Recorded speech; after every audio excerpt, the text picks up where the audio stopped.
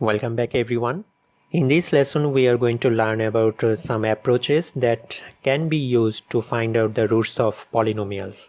Although we have learned that there are many methods like open methods and bracketing methods which can be used to solve the roots of a polynomial equation, but there are some specially designed methods that are going to be used to find out the roots of a polynomial. So that's what is the discussion topic of this lesson. So before diving into the methods of finding roots of a polynomial, let's get some basics of polynomial equation.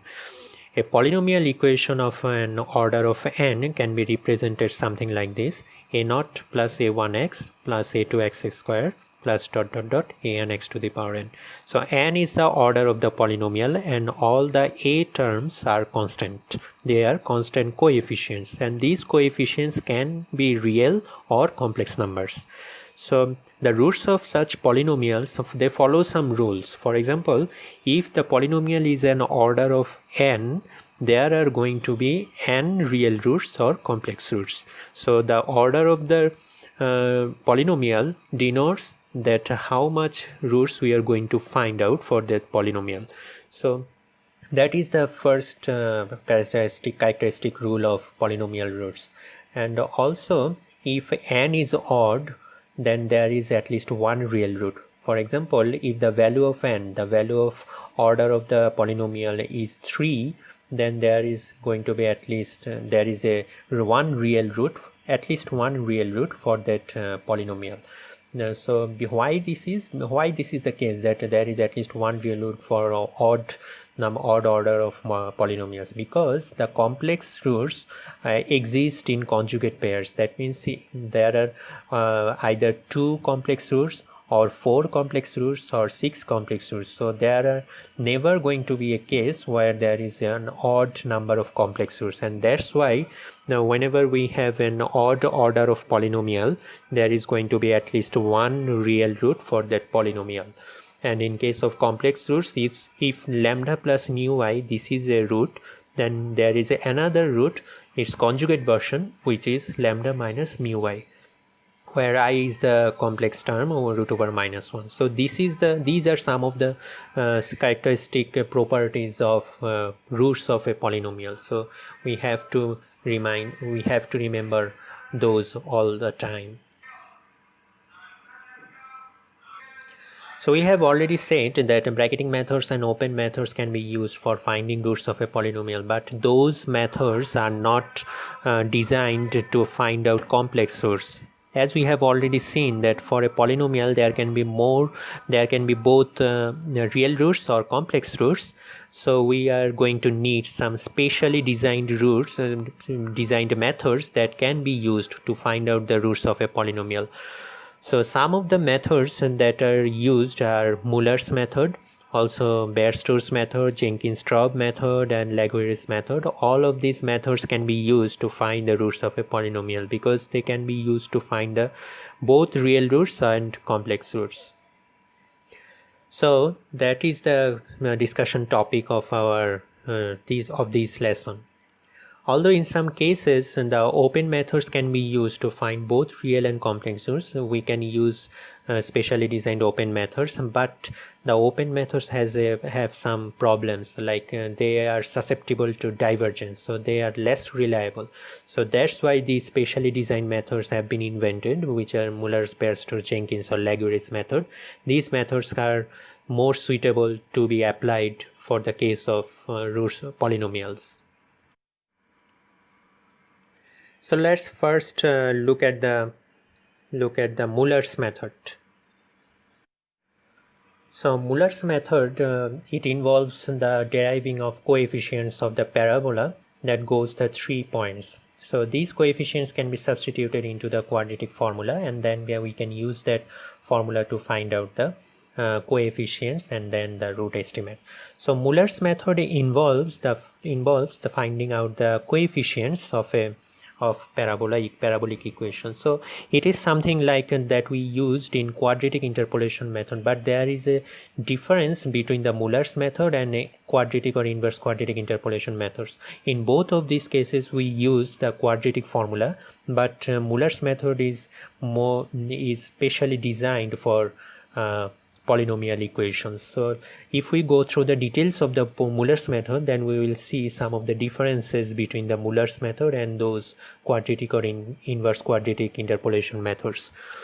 So the parabolic equation, the general equation of parabola can be represented something like equation 1, a times x minus x2 whole square plus b times x minus x2 plus c.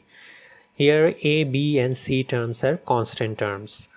So we want this parabola to intersect 3 points. For example, x0 f of x0, x1 f of x1 and x2 f of x2. So these are the 3 points that we are given, and we want to fit this parabola through these 3 points. So if we replace these 3 points into our equation 1, then we get these 3 equations, parabolic equations. So equation 2, 3 and 4, these are the equations of our interest, and we are going to solve these equations and find out the values of a, b and c. Once we find out the values of the coefficients a, b and c, we can easily get the equation, parabolic equation that goes through these 3 points. So how we are going to do that we are going to see that in the next few slides. So look at this figure. In this figure, the function is drawn and we are given 3 separate starting points, x0, x1 and x2. And also the corresponding function value at these 3 points are denoted by these black dots. So what we are going to need, we need to fit a parabola through these 3 points, and that is the main purpose. And once we get the equation of the parabola, we can easily solve that parabolic equation to find out the root estimate. So if you remember, to find out the equation of the parabola, we need to find out the value of the coefficients a, b and c. So these are our unknown terms, and we have 3 equations, equation 2, 3 and 4, and we have 3 unknown terms a, b and c. So we can easily solve these equations through algebraic manipulations. For example, in equation 4, the 2 of the terms are zeros. C equal, that means from equation 4 we can easily get this third coefficient c equal to f of x2. So these value can be substituted into equation 2 and equation 3. So once we do that, we get 2 new equation 5 and 6. These equations have 2 unknown terms a and b. So we need to solve these 2 equations to find out these values of a and b. So we define several notations that we are going to use throughout our calculations, which can be very much helpful for solving the equations. For example, we denote a new term h0. H0 is denoted as the difference between x1 minus x1 and x0. And there is another h1 term which is the difference between x2 and x1. We define 2 separate new terms, delta naught and delta 1, in these formats. So these are some of the notations that we are going to use for calculation. So once we substitute these terms h0, h1, delta naught and delta 1, these terms can be substituted into the equations of 5 and equation 6. So once we substitute those into equation 5 and 6, we are going to get these 2 new terms, which incorporates only the h terms and corresponding delta terms, and the corresponding coefficients that we need to find out are a and b. So once we solve these 2 equations using algebraic manipulations like substitution or elimination methods, we can find out the values of a and b, something like this. So please try out at home how these 2 equations can be solved through substitution or elimination method and get these 2 results of a and b. So we have previously determined the value of c, coefficient c, and now we have determined the value of a and b. So we have achieved all of the three unknown coefficients of the parabola, which are a, b and c. So equation 7 denotes all of these three unknown variables. So once we determined the three unknown terms, we can substitute these three terms into equation 1 and then equation 1 can be easily solved for new root, which is termed as x3. This new root is termed as x3. Our three initial points were x0, x1 and x2, and now we have a new initial point which is x3, and which can be solved from equation 1, where f of x should be equal to 0, since our parabola is going to intersect the x-axis line where the function value is 0. So if we substitute a, b and c into equation 1 and substitute f of x equal to 0 in that equation, and through algebraic manipulation we can get equation 8. So equation 8 is the main equation that we are going to solve to find out the root. So there are some cases here. Look at the denominator. We have two different signs, plus sign and the minus sign. So we are going to use the positive sign in the denominator, because if we use the positive sign, the denominator will be larger and the whole term will be smaller. But since we are given a minus symbol, that means it's going to be a very small negative value.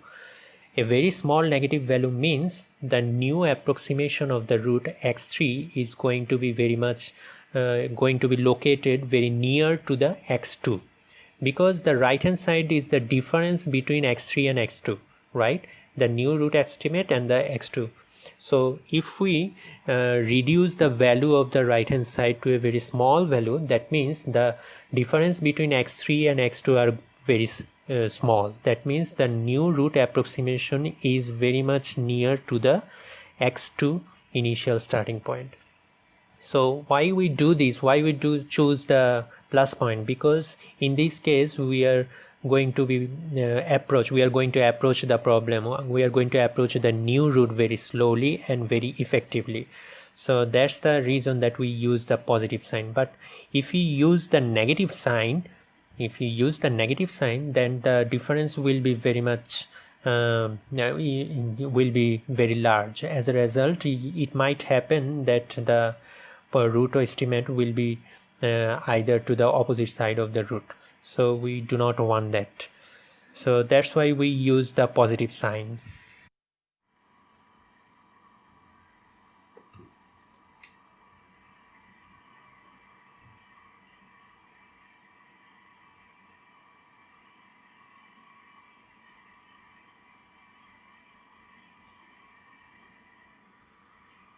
So x3 is our new root, and we can use this new root to find out the more precise results in the next iterations. So our iteration 1 is complete. We have got our result x3, and now we need to move on to the next iteration.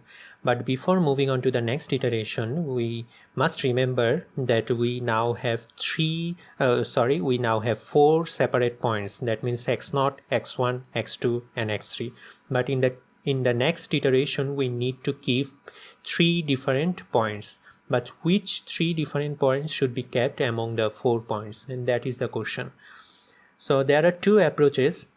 For example, if we are going to find out the real roots, then we are going to keep the most recent 3 points. That means if we are going to find out the real roots, we are going to keep x1, x2 and x3. So that is the case that we usually follow for real roots. But if you are going to find out both real roots and complex roots that a function might have, then we are going to use just like the second method to for example, in the second method x1, x2 and x3 should take the place of x0, x1 and x2. So this is the case that we have used in second method. So I hope this is clear to you. So the question is, in the first case in this figure, since x1 and x2 are closer to x3, That's why we are keeping the values of x1, x2 and x3. But it might happen that in some cases not x1 and x2 are close to the x3 point, rather x0 and x1 are close. Then in that case we are going to keep x0, x1 and x3. So the main criteria is that we are going to keep x3 and the two most closely spaced points near the x3. So that is the scenario in case 1, and in case 2, as we have said, we are going to keep the most recent 3 points, like in second method. So let's look at an example using the Muller's method. For example, we are given 3 initial points, x0, x1 and x2, like 4.5, 5.5 and 5, and we need to find out the root of the polynomial, which is x cubed minus 13x minus 12. So this is very straightforward question. So we need to find out the values of the coefficients of the parabola that need to be fitted through these 3 points. But to find out the parabola, we need to find out the coefficients a, b and c. So that's why we need to find out these constant terms h0, delta naught, h1 and delta 1. So to find out these terms, we need to find out the values of f of 4.5, f of 5.5 and f of 5, and once we get these values we can determine the values of h0, h1, delta naught and delta 1. So using these values we can determine the coefficients a, b and c that are needed to find out the parabola equation. So once we get the values of coefficients a, b and c, we can use these constant terms to find out the new root x3 that we have already seen a couple of slides before. So to find out the x3 in the denominator, we are going to use the plus. So to find out the value of x3, we are going to use the plus sign in the denominator instead of the minus sign. So once we get the value of x3, we can determine the value of approximated relative error, which is epsilon a, and in the first iteration we get an error of 25.74%. So we can go on with these new values, with these new determined values. Because the error is large, our new guess is assigned, so we need to go for our next iteration. So x0 is replaced by x1 and x1 is replaced by x2 and x2 is replaced by x3. Why we are doing this? Because we are going to find out both real roots and complex roots, and that's why we are going to replace these 3 values in this way. So x0 is our 5.5, x1 is 5 and x2 is 3.976487. So this is the new 3 starting points for the next iteration. So in this way we move on, we calculate through iterations after iterations, and we get the values something like this. In this chart we are just summarizing the values. In the first iteration our approximated root was 5, in the second iteration is 3.97, in the third iteration is 4.00, then 4 and then 4. That means the error is reducing drastically. So that is the main benefit of Muller's method. It is also very fast. So this Muller's method is specially designed for finding out the roots of polynomials. So I hope you understand how this Muller's method is used. There are some other methods that are used to find out the roots of polynomials. For example, the Jenkins and Traub method is usually used in software libraries, but this method is very much complicated for our syllabus, and that's why we are not going to find out this method in this lesson or next lessons. But a good understanding of this method is very much helpful, because these methods are specially designed to handle complex polynomial equations, and that's why Jenkins and Traub method is a good starting point. Also, there are some other methods invented by Ralston and Rabinowitz. Laguerre's method is another approach which can be used for finding out real and complex roots. Also, Laguerre's method has cubic convergence, and that means in Muller's method we are using 3 starting points, but if we use 4 starting points, then it will be a cubic convergence. and that is the approach that Laguerre's method is using. It uses the cubic convergence approach. There are some other discussions about these specially designed methods in the internet or in other papers, scientific journal papers. So if you are interested, you can go through these methods and use these methods in your thesis or research or problems. So I hope you will find this very much interesting. So there are some supplemental materials that are provided for some of these methods. So if you're interested, please go through these supplementary documents to find out the details of these other approaches. But for our syllabus, we are not covering these methods. So please, if you're interested, go through them. So in this lesson, we have learned about special characteristics of polynomial roots, the characteristic properties of polynomial roots, and we have seen that there are many specially designed methods that are used to find out the roots of a polynomial equation. Among them, Muller's method is the most basic one and is most widely used. There are some other more complex methods like Laguerre's method or Jenkins and Traub's method. We are not using those methods in this course. So please try out the MATLAB code that I have attached with this video, which incorporates the Muller's method. Please try out different functions, different polynomial equations to find out the root.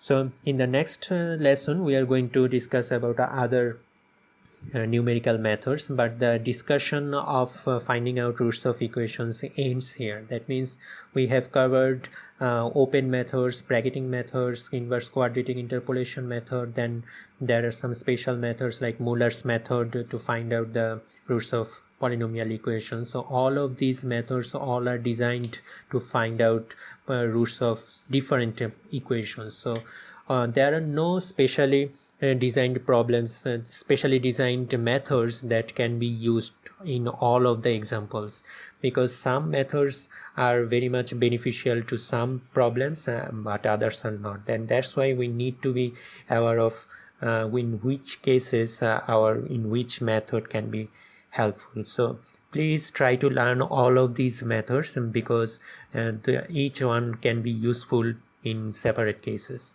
So thank you so much.